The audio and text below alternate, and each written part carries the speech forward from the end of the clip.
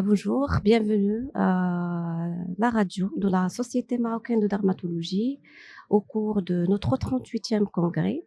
Donc, ce matin, avec nous, donc, notre cher professeur de l'enseignement supérieur, c'est ancien chef de service de CHU Nord-Est, donc service de dermatologie à Casablanca. Et actuellement, donc, il travaille en libéral, toujours à Casablanca, avec nous, notre chère professeure, coordinatrice de groupe acné, Madame le professeur Bencheikhi Hakima. Donc, bienvenue avec nous, cher professeur. Comment vous avez trouvé le congrès cette année? Alors, je vous remercie de me donner la parole.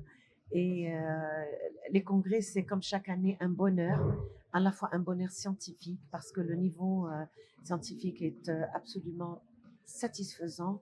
On a assisté à des communications de très, très, très haut niveau. Donc, vraiment, de ce point de vue-là, on est toujours, alhamdoulilah, dans la bonne performance scientifique. Et les retrouvailles entre amis, entre collègues, qui apporte aussi une véritable touche d'humanité et on en a bien besoin. D'accord, c'est très intéressant. Cher professeur, j'ai vu sur le programme que vous allez intervenir sur l'acné. Et donc, j'aimerais vous poser des questions concernant cette pathologie chronique qui touche pas mal de tranches d'âge. D'accord? Donc, d'abord, c'est quoi l'acné et quels sont les facteurs les plus importants à intervenir dans l'aggravation ou bien l'apparition de cette pathologie? Effectivement, l'acné est une dermatose très commune, très banale. On peut même dire qu'elle fait partie de l'histoire naturelle de tout individu, puisqu'à l'adolescence, 85% des adolescents sont concernés par cette dermatose. À la limite, il est tout à fait naturel qu'à la puberté, nos glandes sébacées se réveillent sous l'impulsion des hormones sexuelles et qu'elles commencent à fabriquer du sébum et à produire ces lésions d'acné qui sont des lésions inflammatoires, D'accord. comédoniennes et parfois un peu plus graves. Donc, c'est un processus pratiquement naturel, mais lorsque les lésions sont trop importantes, trop inflammatoires, pouvant éventuellement conduire à des cicatrices, l'acné devient un problème de santé, ce qui conduit ces adolescents à consulter de plus en plus. Vous avez parlé des facteurs physiopathologiques. Aujourd'hui, on les connaît très très bien. On sait que le facteur génétique intervient. Quand on vient d'une famille d'acnéiques, on sait qu'il y aura de l'acné, de sévérité importante quand elle est très sévère chez les parents et la fratrie. Deuxièmement, les phénomènes au niveau de la glande sébacée en elle-même, avec des processus de kératinisation anormale qui vont conduire à des comédons fermés, ouverts. Troisièmement, une infection par une bactérie qu'on connaît très très bien aujourd'hui, qui s'appelle le Cutibacterium acnes et qui va avoir des propriétés inflammatoires, conduisant à la formation d'inflammations plus ou moins importantes, responsables des lésions inflammatoires, c'est-à-dire rouges, papuleuses, pustuleuses, avec parfois issue de pus, et les lésions peuvent parfois être beaucoup, beaucoup plus importantes. Donc, tous ces phénomènes combinés, il existe aussi d'autres phénomènes qui concernent l'immunité innée. Aujourd'hui, on le sait très, très bien, l'immunité adaptative innée par les toll-like récepteurs intervient également dans cette acné de l'adolescent. Et tous ces facteurs combinés contribuent à la formation de l'acné qui va être plus ou moins grave, située essentiellement sur les zones où il y a du sébum, c'est-à-dire le visage, mais aussi le dos, le torse, de gravité variable. En général, l'évolution est souvent favorable, mais nous avons des acnés cicatriciels qui nécessitent un traitement adapté et précoce pour éviter justement la formation de cicatrices. D'accord, c'est très bien. J'ai une autre question par rapport à la perception de l'acné entre les anciennes générations et cette génération actuelle avec l'utilisation ou l'exposition plutôt à des réseaux sociaux. Est-ce qu'il y a une différence entre la perception ou la sensation ou l'estime de soi chez ces patients? Tout à fait, vous avez raison de le dire. Nos grands-parents estimaient que l'acné était un passage obligé à l'âge adulte et ne se posaient même pas la question du traitement de l'acné. On disait ça va passer, c'est culturel dans notre contexte. Mais aujourd'hui, la donne a changé. Nous sommes dans une ère d'apparence physique. Nous sommes dans une ère où le contact social est très important et nous sommes aussi dans une configuration où les jeunes sont extrêmement connectés et que donc premièrement, leur image sociale passe par leur apparence physique. Vous voyez le nombre de photos qui sont publiées dans le net. Et aujourd'hui, il y a une personne qui n'a pas de profil. Donc le profil, d'abord, c'est la photo. La photo, la photo du visage. Et donc une personne qui n'a pas de profil n'a pas de profil social. Et donc tous ces jeunes ont besoin de leur apparence physique. Ça contribue à leur estime de soi. Ça contribue à leur confiance en eux-mêmes. D'autant plus que l'acné va apparaître à l'adolescence, qui est quand même une période charnière de la construction de la personnalité. Et ces jeunes ont besoin d'avoir une apparence physique la plus nette possible. La plus idéale possible. La plus idéalisée possible pour pouvoir se sentir bien dans leur peau. Aujourd'hui, on est presque à une demande de zéro acné, zéro bouton, zéro tache. Et c'est ce qui est vraiment mis en avant. Et c'est pour ça que non seulement les consultations d'acné explosent, mais également la recherche par ces jeunes au niveau du net. Et vous le savez très bien, aujourd'hui, le contenu qui est donné par le net est très variable, de qualité variable, et ces jeunes souvent puisent un peu ce qu'ils espèrent trouver de bien pour leur acné, avec parfois des dégâts très importants, ce qui fait qu'ils reviennent en fait chez le dermatologue. Est-ce que vous êtes exposé à des enfants ou des adolescents qui arrivent et ils proposent à utiliser des traitements forts, même s'ils ont une acné minime ou modérée? Exactement. La demande est importante dans ce sens que ces adolescents qui sont des patients impatients le sont encore plus quand il s'agit d'acné. L'acné, c'est le visage de manière générale. Donc, il y a une interférence sociale, même à l'école. J'ai eu le cas de 2 adolescents qui ont été harcelés pour leur lésion d'acné, mais vraiment harcelés. Et donc, la maman vient avec ses enfants en détresse, en demandant un traitement rapide qui va les soulager. Il n'y a rien de rapide dans l'acné. Il faut quand même plusieurs mois pour traiter, mais on peut quand même apporter des solutions plus ou moins rapides. Ce qu'il y a, c'est que la demande est importante. La pression sociale, scolaire est importante. La pression des parents, de ces adolescents. Et c'est aux médecins de contrôler cette pression, de prescrire des traitements adaptés à la gravité de cette acné.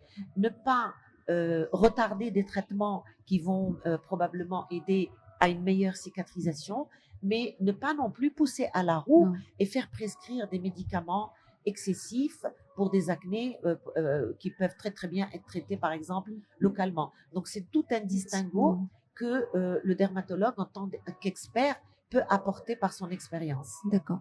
Est-ce que vous arrivez à donner des traitements forts, même si c'est une acné modérée, mais c'est des patients qui ont une altération de l'estime de soi, de la qualité de vie et sont vraiment, vraiment impactés sur le plan psychique?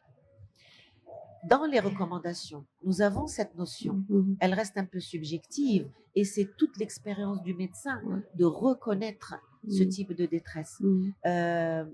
Bien entendu que nous avons des médicaments forts à notre disposition et c'est à nous, en notre âme et conscience, de prescrire des médicaments qui soient indiqués, mérités.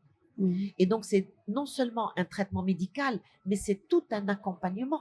Moi, j'ai plusieurs anecdotes à ce sujet. Une jeune fille qui est venue, qui a exigé un traitement fort. Et bien, en tant que médecin, je suis obligée de la raisonner, de lui dire qu'on peut tout à fait s'en sortir avec un traitement local.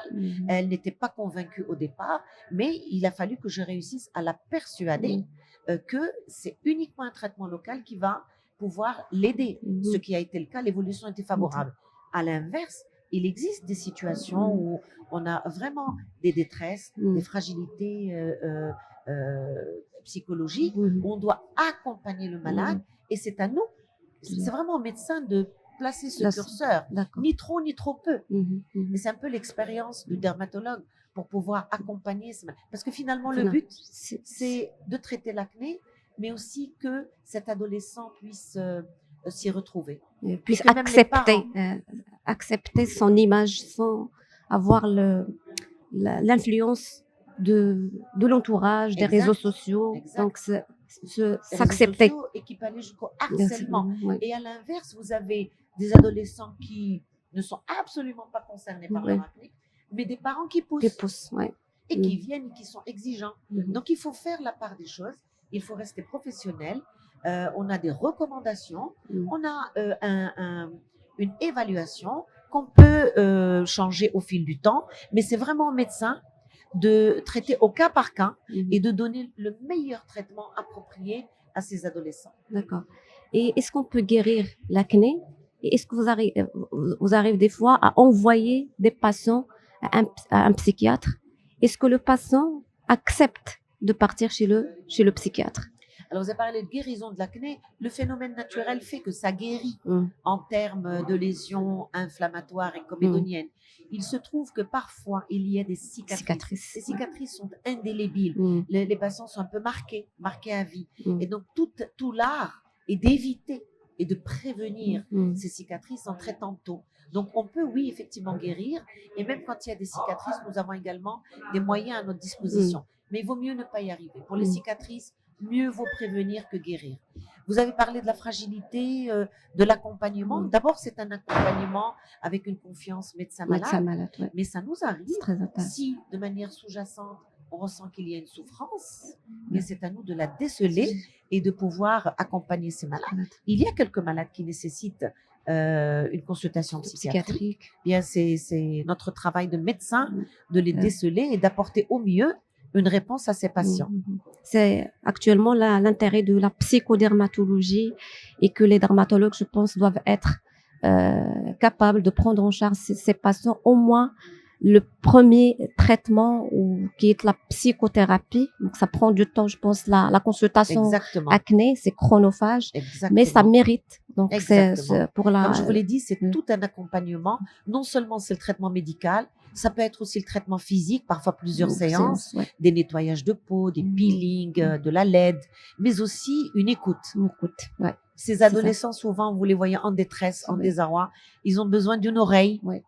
Ils ont besoin qu'on leur parle, qu'on les accompagne, qu'on leur dise que c'est un mauvais moment et qu'on voit qu'est-ce qu'il y a sous l'acné. Vous savez, parfois, on est très surpris, une adolescente avec 2-3 lésions qui est là toute affolée, qui va faire une scène et qu'on est obligé d'écouter parce que qu'est-ce qu'il y a derrière.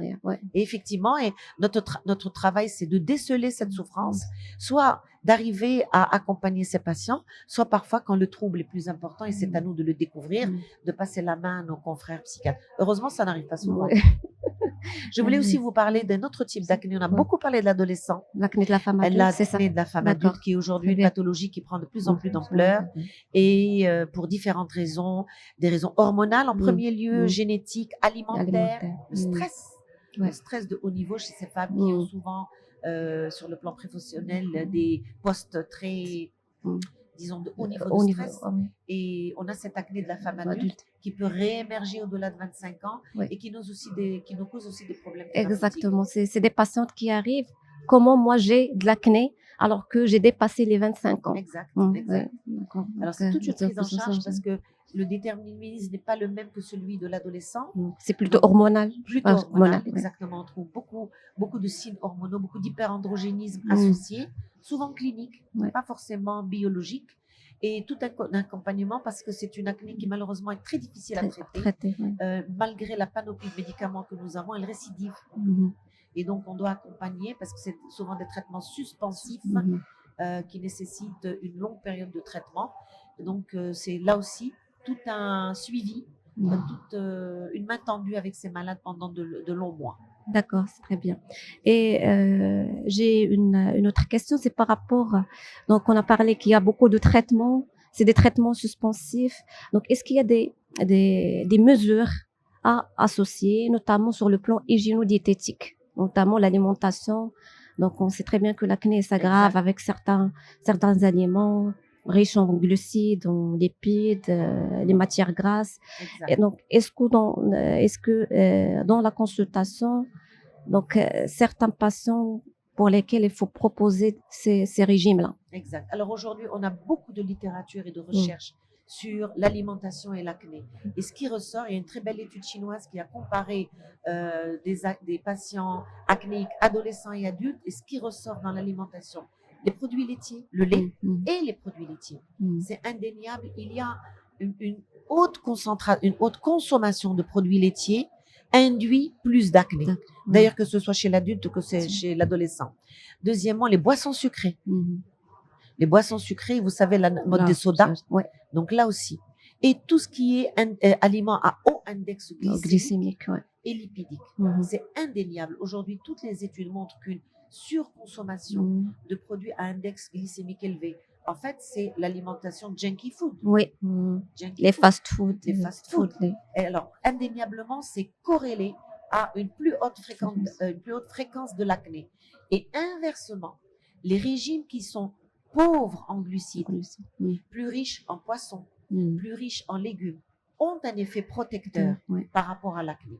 Donc là, aujourd'hui, on est assez clair sur ce discours et les études ont vraiment montré cette corrélation. Donc, il y a même une étude que j'ai trouvée très anecdotique qui a calculé le nombre de sucres mis dans le café chez les femmes qui ont de l'acné de la femme adulte. C'est intéressant. Le nombre de sucres est corrélé à la fréquence de l'acné.